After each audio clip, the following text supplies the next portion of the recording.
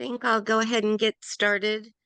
Joe Patrick is also on here. She's kind of my cohort and coming up with some of these talks.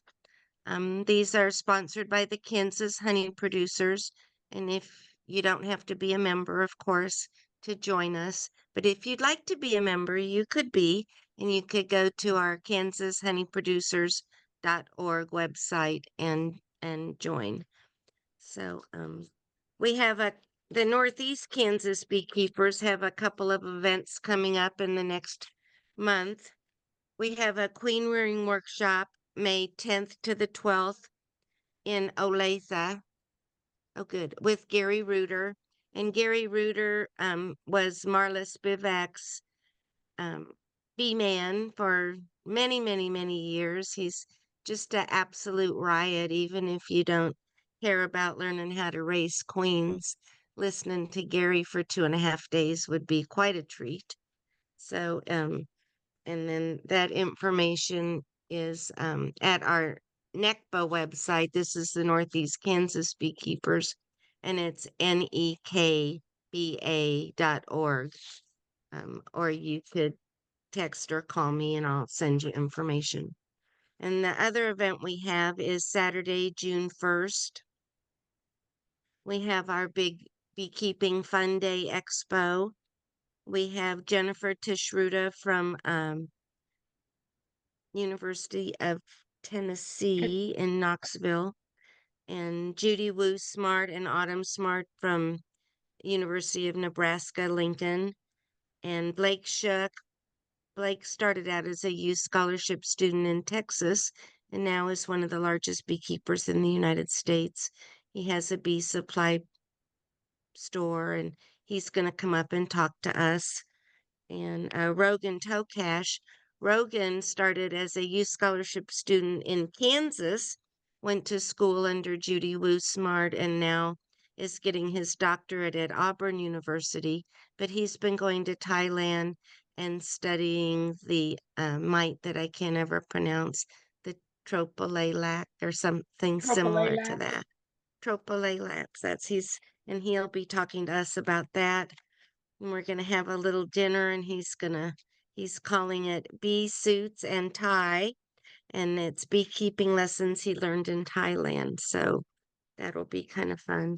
The John Hill will be here from Hill Co. Daydan will be here as vendors. Our beekeepers.com, our two local companies will be here too. So I'd like to encourage you to come. So nekba.org. So, any other announcements of programs anyone has coming up anywhere?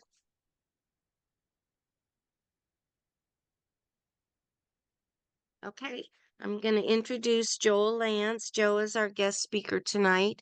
Larry Connor mentioned him to me quite a while back and gave me his contact information. So, let's see. Joel is from the Upper Peninsula of Michigan near the town of Marquette. He's the founder of the Superior Beekeeping Club, and he's the former Michigan Beekeepers Association UP representative. He's retired from the world of everyday work, but he continues to follow his passion for education by spending his time raising, learning, and teaching all things bee, a person after many of our hearts, because a lot of us are that way. When he's not immersed in this 35-year pursuit, he spends time in the woods, makes furniture, and chases his grandkids, the next generation of beekeepers. So, Joel, I'll let you say a few words, and then Robert's ready to show your video when you give him the high sign. So Okay. you're on. All right. I'll Very mute good. myself. Well, it's nice to be here. Can everyone hear me okay? If you can't, just send me some kind of a signal. And anyway, and feel free. I made a mistake. I thought it was at 6 o'clock my time, and it's actually 8 o'clock. So that's pretty late for an old timer like me. So if I start to nod off because I'm pretty boring, just somebody do an air horn on me or something. You know, keep me awake, keep me alive here. So anyway, I just a couple of questions. Are most of you hobbyists? Are you commercial keepers? What are most of the people here? Sideliner. Sideliners. Yes, Okay. hobbyist or Sideline. sideliner. Yeah. Okay. All right. Well, good. Just so everyone, I want you to see, everyone thinks of Michigan, the mitten. They forget the Upper Peninsula is way north of that. That's where I am up here. Where's So- Mackinac Island? Mackinac Island is right there. And Okay. I'm further west, about Got 2 it. hours. So anyway, that's a nice candle too with Michigan on it. I have the real one of Michigan. It's just the UP. That's what I always think anyway, or people up here think the real Michigan. But anyway, we're here to take a look at what I call the Hive House. It's called all kinds of things, from a bee hut, a bee hutch, bee house, apitherapy sheds, apitherapy houses. We came up with the Hive House because if you use the word therapy, it scares a lot of people. And if you say APA, most people don't know what it is. So anyway, a hive, they kind of get that. It's a hive house. So there's no real significance to the name other than that's just what we came up with. But it's all a basic idea that's been around for hundreds of years. And for me personally, I was probably into beekeeping about 15, 20 years before I even heard of it. I was doing some research into some bee sting therapy with really old books, and they happened to mention that, and then it's a whole story from there. Two friends that went to the Apomodium in the Ukraine back in 2014 that came back all excited about this thing. They tracked me down and said, we know you could build that. So I had to let it sit and think for a while before I actually went ahead and did it. So I think the easiest way to come up with the concept is to look at this, the video of it, because I could explain it from now until next year. And if you've never seen it, everybody would think I'm crazy. I don't know what I'm talking about. And it's just hard to grasp the concept of this unless you see it.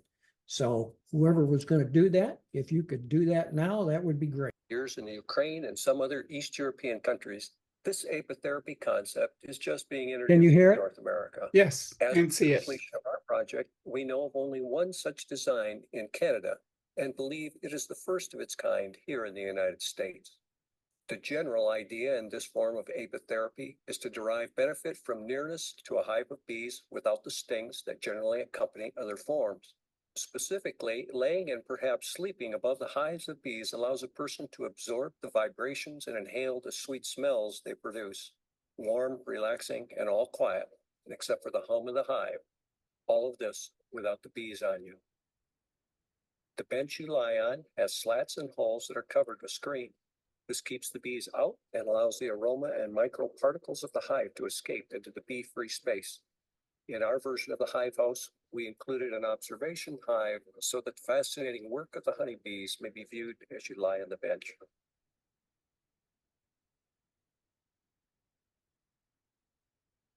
The health benefits of the Hive House are said to be many. At the top of the list are helping with respiratory problems, immune disorder issues, stress, and insomnia, just to name a few.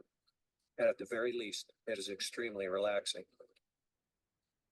Our apitherapy hive house was built with logs and boards, all felled and milled from our property here in Scandia, in Michigan's Upper Peninsula. The mixing of the fresh wood and the hive smells is unique and pleasant.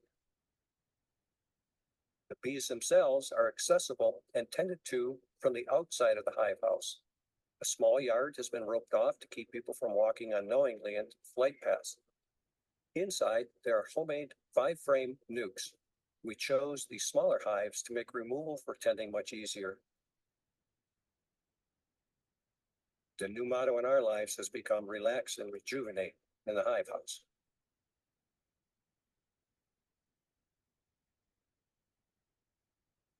There, that gives you an idea. Let me get this turned That off. was awesome. All right. Anyway, so that gives you some, at least an idea. You can see it. You walk in there, you've got a bee-free space. It kind of freaks people out to begin with, you know, especially anyone that's afraid of bees. They can't imagine they can go in there and hear that noise and there's no bees on them. But if you were to build one of these, simple vision hack anyone Nope. can use to improve vision. just a minute, I So gotta you can say click this goodbye to off. your optometrist for good. Did you know that vision impairments have nothing to do with your eyes? The eyes are simply a camera for the part of the brain responsible for your Is that you got to make sure that you get them walled off. When I first did it, I did it with fiberglass screening all on the inside. And it didn't take long for mice to eat a hole in that and the bees to get inside. So all of a sudden inside there's all kinds of bees. But I've since changed that, and I would recommend steel mesh to go with that. But anyway, this thing has been around a long time. To give you an idea, when I first started this, I talked with a person in the Ukraine. It's very common in East European countries and some of the West European countries as well. But this person in the Ukraine, he didn't speak good English, and I didn't speak Ukrainian or Russian.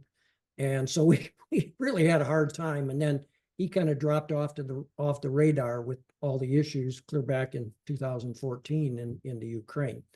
But as some of you may know, the Ukraine is a major honey producer, fourth in the world. They teach beekeeping in their high schools there. So it has a long, long history in beekeeping.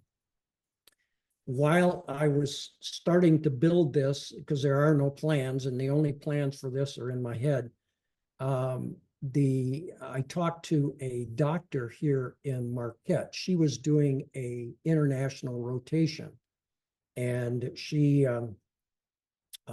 was here from the Ukraine. And she was helping me with some translation things. And I asked her, I said, do you use this in your practice? And she looked at me like I was kind of crazy. And she says, well, of course, we all do. And I said, oh, really? And I said, well, what do your Western colleagues think about it? She says, oh, you know, Western doctors, if it's not a pill, they don't want to hear about it. That was her take on all of it.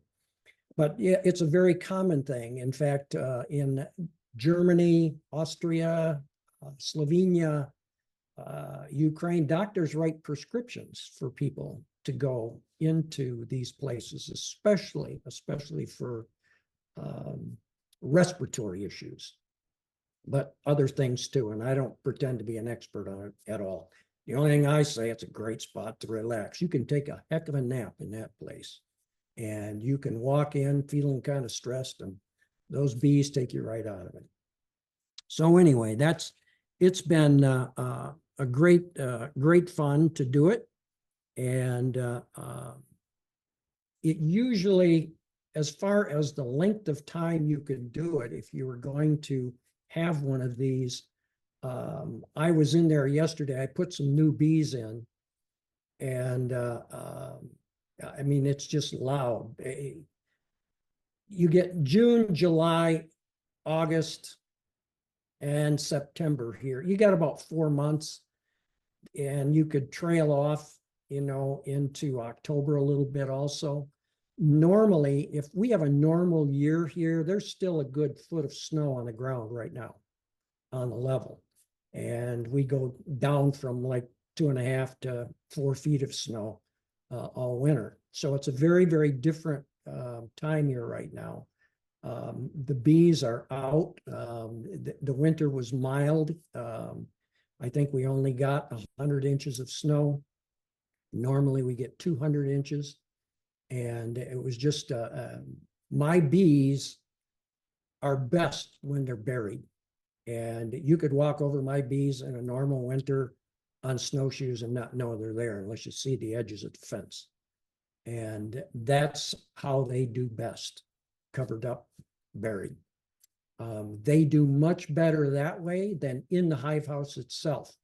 in a milder climate, maybe the hive house would be a better spot. A lot of people confuse a hive house with a place like maybe a Swiss type place where they actually keep their bees for honey production and so on. This is not that.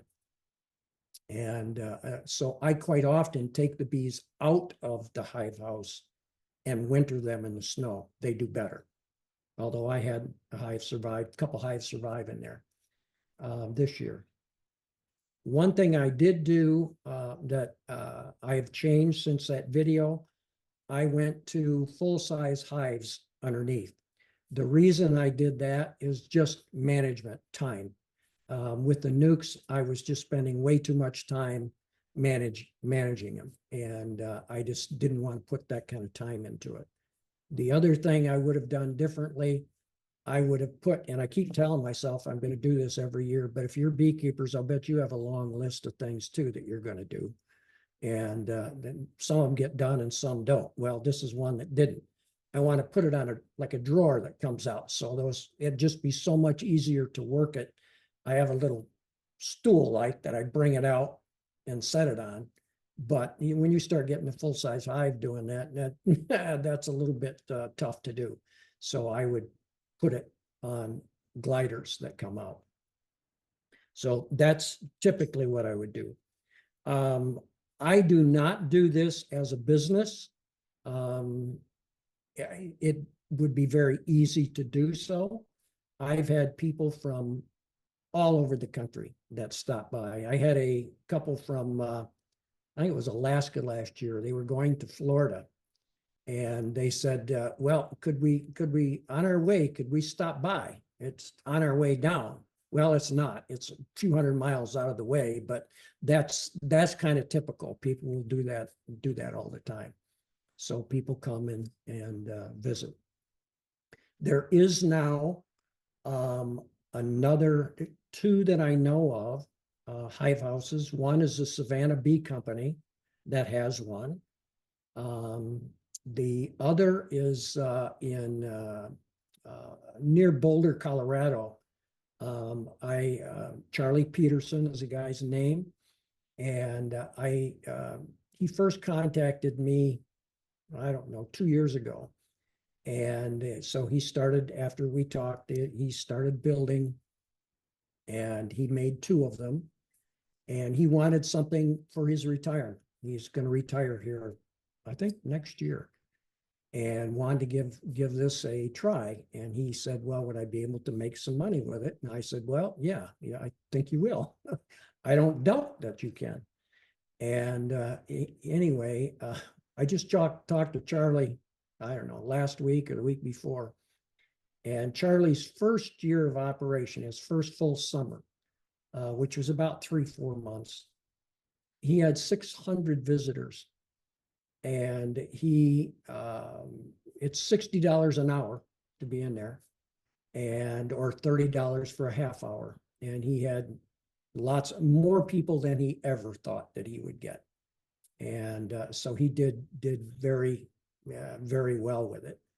And his second surprise was that it did, so many people say it was so helpful to them. And he said many different ways. He said, I wasn't expecting that. But anyway, that was his experience. I had another young woman come up here. She flew up last fall from, trying to think, Pennsylvania.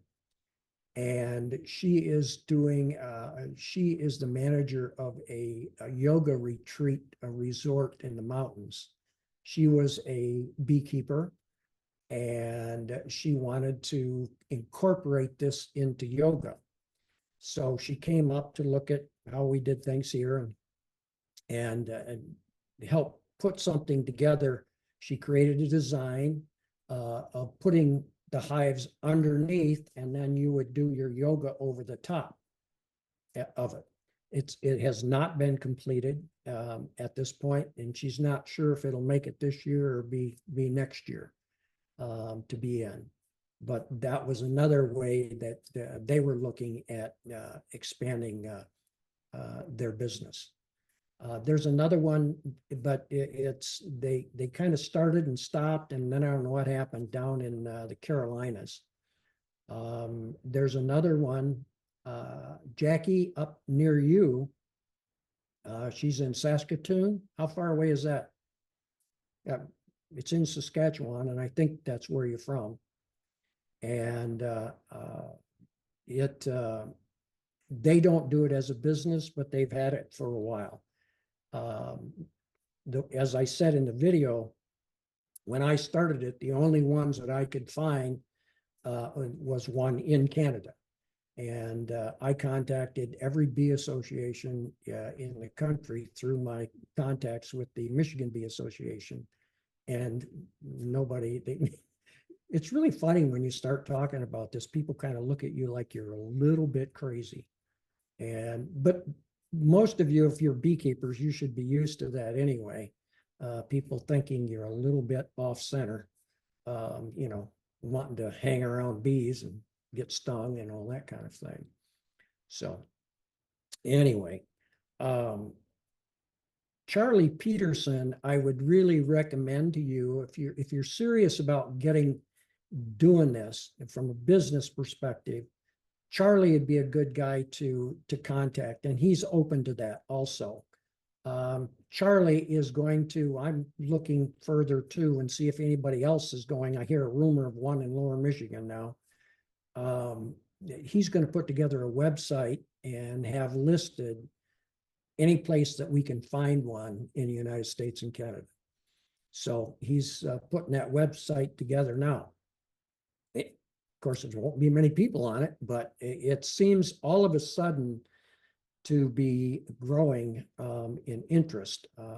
At our state conference this year, I can't tell you, 10, 15 people that stopped me and wanted more information on the whole concept. And so interest seems to be growing. And I had the same thing at our conference. We had a all UP conference here with a couple hundred people. Oh, when was that? A month ago now, a month ago. And same kind of thing there. All of a sudden we had some people from Canada, Minnesota, Wisconsin, that just there seems to be more interest in it at this point. So Charlie Peterson, though, would be the guy, I think, if you're serious about it. He had a guy build these for him, and this guy may have a plan. I don't know. And look up Capella Ranch. That's Capella, Capella Ranch.com. And he has a great website. He told me he was fortunate. His daughter put it together. I'm kind of in the same boat. I have a website. My daughter put it together. And so daughters are awful nice for that. Anyway, I'm trying to think of what other, how about some questions, or Jolene or Robert, Melvin, I don't know if you're still there or not. Anybody, some questions here that you might have? Well, I've heard of this concept before, and it might have been something I saw from you a while back through Larry Connor, so I'm not sure. That could be. Larry has been here, and his brother Mike, he was here. So yeah, they've been here. There was an article, 2016, must have been 16 or maybe 17, in Bee Culture magazine, and there was a write-up in there about it. And maybe that might have been it too. That could be. It's interesting. I get a lot of people that are interested and they're going to do it, but then it doesn't happen. And I just think, I just think it will take off at some point. It will. But anyway, we'll see what happens. Trying to think. And I know this is typically about making some dollars, extra dollars, and what you can do. I just while someone may be thinking of some questions that maybe you want to ask about this, let me mention a couple of other things that I do. I usually host some things for homeschool groups or special interest groups, church groups, or whoever, 4-H's, extended living, old folks like myself, organizations, and we'll do candle dipping. And I have friends in Lower Michigan that do it, and they actually do that as a part of their business. They have a kind of a gift store kind of operation with a room, and so they started doing that, offering that, and charging groups, and did well with that. Another thought, at the conference this year, a month ago, the state conference, 1st of March it was. I usually do an auction there I'm not an auctioneer. I do charity auctions. But anyway, I've done it for many, many years for the MBA, and we raise money by auctioning off the award-winning honey. We have a honey show, and we have, the best of show, and everybody donates their honey. And then vendors and other people will donate things as well. And in a couple hours, we raise $2,000 to $3,000, and all that money goes into school programs to help schools develop hives and educational programs all about bees. So that works well. But the point is, this year I dabble in a little bit of painting, and some of you, I'm sure you recognize what this is. That's a frame, and that's my scratchings on it, painting on it. I just took, I usually use a backer, white pine or whatever I've got to paint on, and it's right on, the frame. It even has wax on it. In fact, I'm going to soon, I'm going to take this frame and I'm going to put it in a hive for about, I don't know, I'll try it for 2 weeks. I don't know.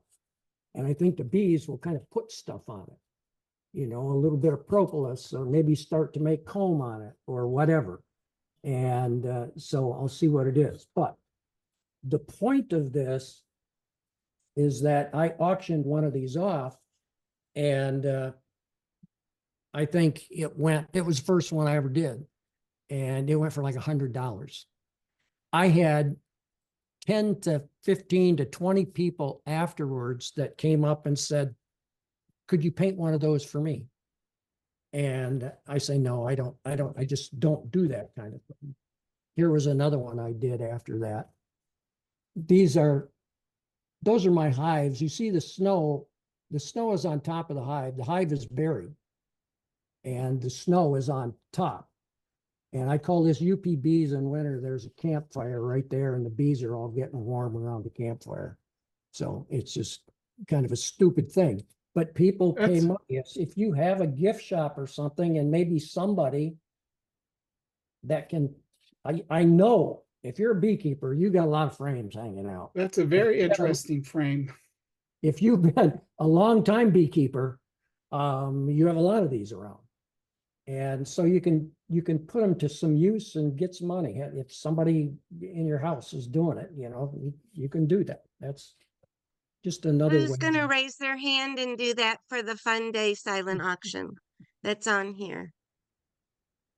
And do I see a hand? I need a volunteer. Joe, you could do it. You're in charge of the auction. You should do it. I can't paint. I can't draw. No. Somebody could. I'm There's gonna got to be some. somebody. There's got to be somebody that can. That's a great idea. Yeah. Hey, Michelle said she's in Connecticut. She's an art teacher. I'll give you my address to send it to, Michelle. Hey, it sounds like That's a great idea. That is such a good idea. It sounds like a good project for her students too, doesn't it? Right. There you go. I'm sorry, Joel. What did you say you were using was that just wood? Yeah. In that frame? just a piece of real thin plywood Oh, got to put in there. Or I'm a woodworker and I have lots of it, and I just plain pieces of balsam or white pine down to go in the back, or see, so. Just whatever. I think if you try to make it too beautiful, I think you miss the point, in something like this. So these frames, I didn't get new ones. I didn't want to use new ones. I wanted them that had comb on it, so. Anyway, Jackie asks, what kind of paint do you use? I use acrylic, but you could use probably anything, but I just tend to use acrylics. You see, I don't know if you can see, I have a whole wall of stuff that I've done. I had a granddaughter that talked me into taking an art class. Jeez. Yeah. And so I started painting. This was 2 years ago. So anyway, so I haven't stopped. I probably should, but I haven't yet. So anyway, so that's it. The other thing I was going to ask, or at that MBA conference, I also auctioned off a couple paintings, and these were not, our normal thing. Have you heard, or have anybody heard of the thing called Heroes to Hives?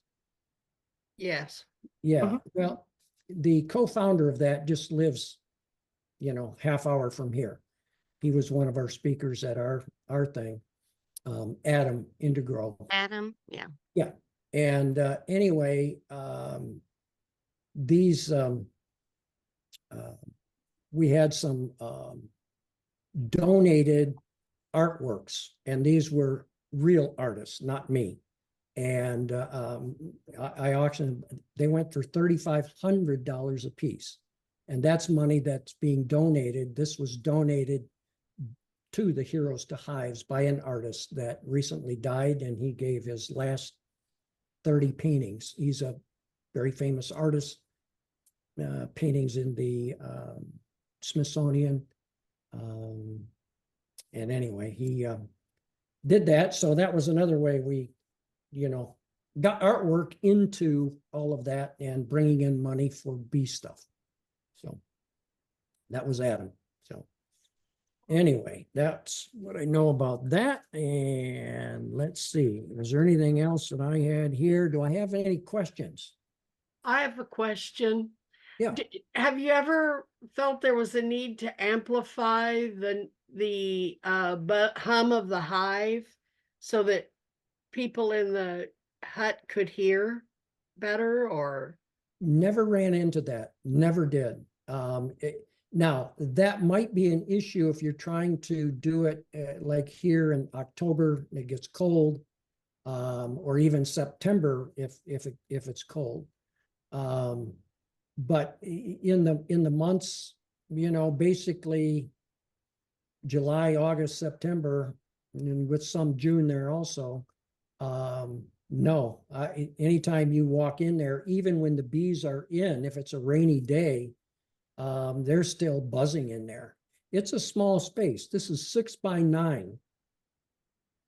And that's one of the things you want to have, a small space. You want it so that the aerosol of the hive, everything that the essence of the hive can get into the room. And it smells wonderful. And the bees are always buzzing. So no, in my experience, that has not been a problem. If you're going to try to use it all year long in the winter time, that's a different story. But no. Do you, are you familiar with a tuff shed? That's something that's made here locally, I think. I wonder if you could get one of those and improvise hives underneath that. I think you probably could. I have up here in the North Country, we have saunas, and everybody, it's a very Finnish tradition from up here. And so I have like a 12 by 8 building, and I know I could make that into that. It's a little building that you buy, and I know I could do that. Yep. It doesn't have to be anything fancy. I do personally like two things that I did that normally you don't see in them. And that I have that big window there Mhm. that you saw.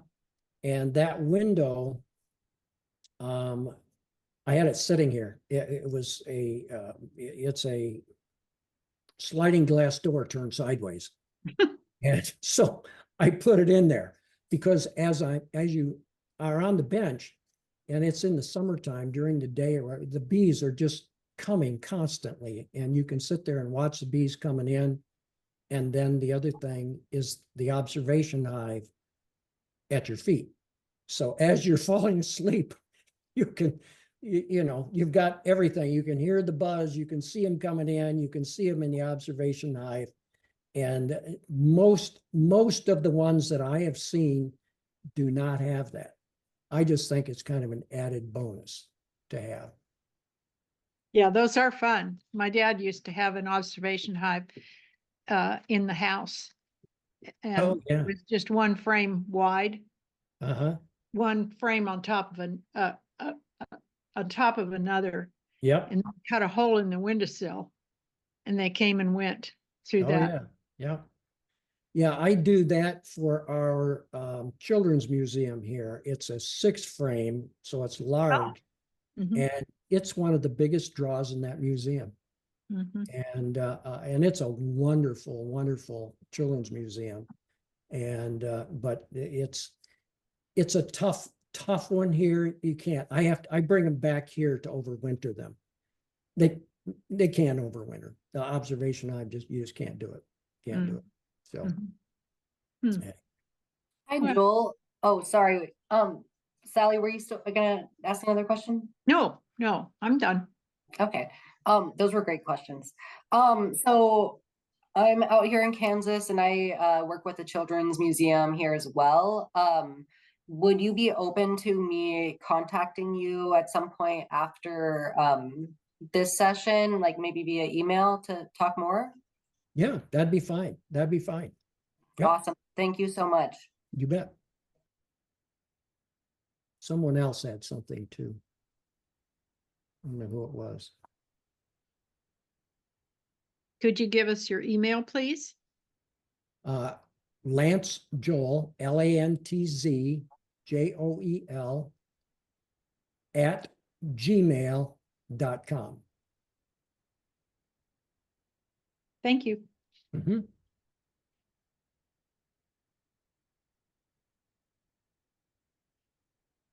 Is Jackie there, the one from Saskatchewan? I'm just wondering if Jackie, if you how far away are you from Saskatoon?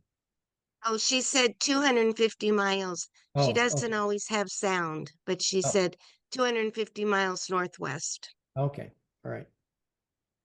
Yeah, I was just curious how far that, I mean, it's a big place, so.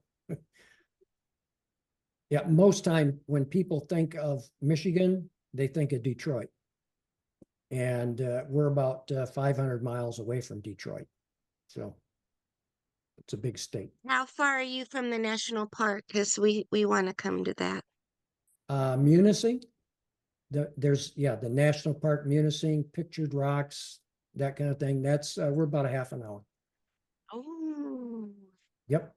So, yep. Munising has been discovered. It got discovered during the pandemic, and it gets a lot of visitors now. Yep. Anything else? Well, anyone, feel free to, contact me if you want. You have my email there. You can get on my website. That's out there. I think it's listed, isn't it, Jolie, on the announcement for this on the Honey Producers Association thing? Or you had it listed somewhere? I know. I don't remember. If it's not, you guys contact me and I can give you his email address if you don't remember what it was, but we can put it in the chat box real quick. Yep. What was the website? My website is www.upbees at All one. Yep. Weebly.com. Weebly.com. Yep. Great. I will put it in the comments here real quick. Yep. And I also have a YouTube channel that you can go to if you want. That's just UP Michigan Bees.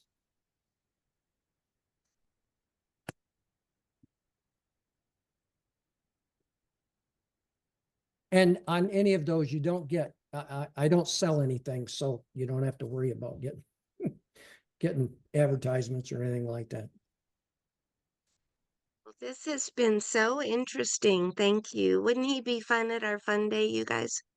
Mhm. So next month we have John Speckman speaking to us about collecting pollen, cleaning it, and selling it.